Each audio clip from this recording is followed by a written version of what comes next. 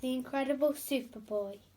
Once there was a boy called Dennis who lived in an ordinary house, in an ordinary street, in an ordinary town. He had a normal family as well, but one day he went out to the local newsagents.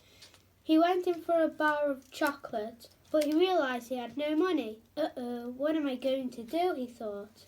Then his dad came into the newsagents and gave Dennis his wallet and said, "You left your wallet at home, son."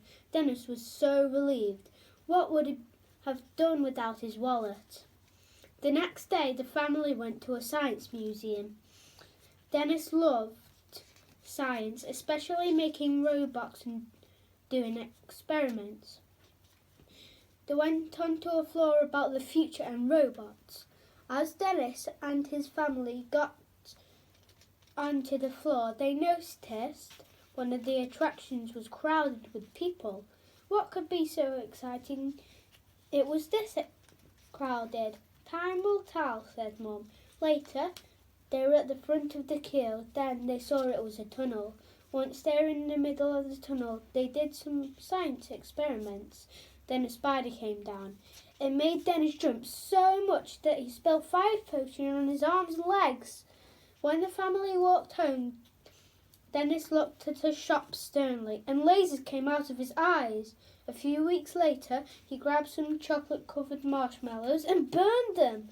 3 days later, he was stretching his body, and he stretched loads.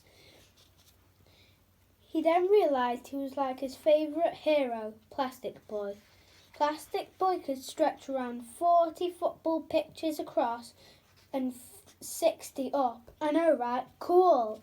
On Thursday, Dennis knew he could fly. So on Friday, Mum and Dad put Dennis in a superhero camp where he could hide his powers in public and only use them when training or battling evil.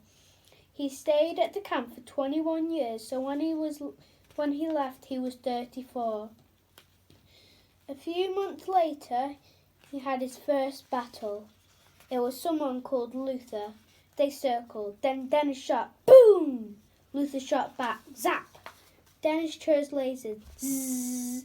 He shot Luther. "Oops, sorry. I'm just joking," exclaimed Dennis. Luther shot and Dennis flew over it. Luther was so angry now. He ran towards Dennis to knock poor Dennis off.